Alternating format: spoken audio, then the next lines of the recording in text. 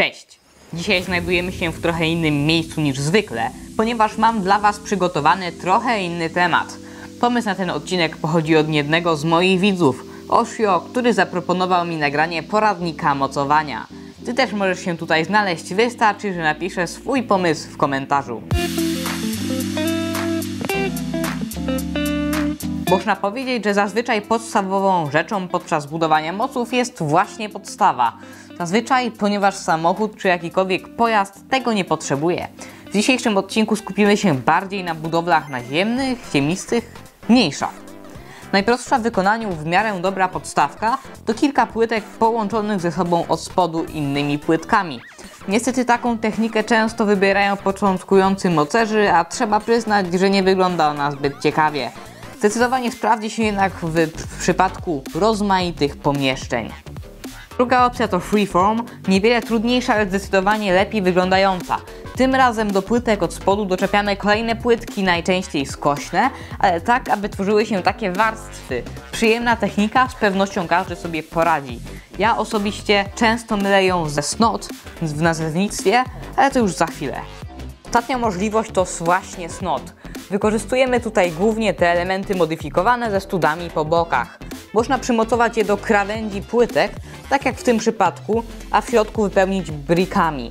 Jest jeszcze druga opcja, dużo ciekawsza. Tworzymy bardzo nieokrągły, nieregularny okrąg z luźno przylegających do siebie płytek. Na taki pierścień nakładamy drugą warstwę podobnych elementów, ale tak, aby wszystko się trzymało. Teraz ponownie na krawędziach mocujemy snoty, do snotów płytki, dalej droga wolna. Może wykorzystać skosy i serki. Nasze ścieżki budowania są tak różnorodne, że skupię się tutaj tylko na podstawowych zasadach. Starajcie się budować z jak największej ilości małych klocków. Ja to sobie tłumaczę tak. Im więcej pikseli na zdjęciu czy monitorze, tym lepsza jakość obrazka. Twórzcie nowe techniki lub szukajcie inspiracji w internecie. Pomysły ludzi są genialne, nawet elementy łączące różdżki w Harrym Potterze da się wykorzystać. Używajcie elementów modyfikowanych, takie jak snoty czy te ceglane klocki, ale też bez przesady. Są przecież zwykłe briki, które wyglądają równie dobrze.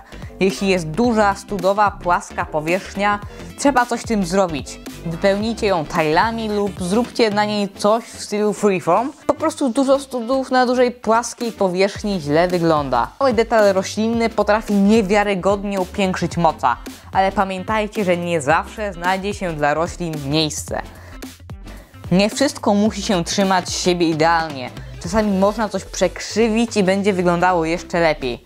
Oczywiście nie każdy ma dostęp do dużej ilości elementów, dlatego miejsca niewidoczne warto wypełniać kolorowymi klockami, których raczej nie wykorzystamy w dalszym budowaniu. Jeśli ten problem i tak będzie Wam doskwierał, to polecam rozłożyć mniej lubiane zestawy albo zrobić sobie jakieś zakupy na Bricklinku. Link do mojego haulu z tej platformy w karcie w prawym górnym rogu. Teraz ja się z Wami żegnam. Hej!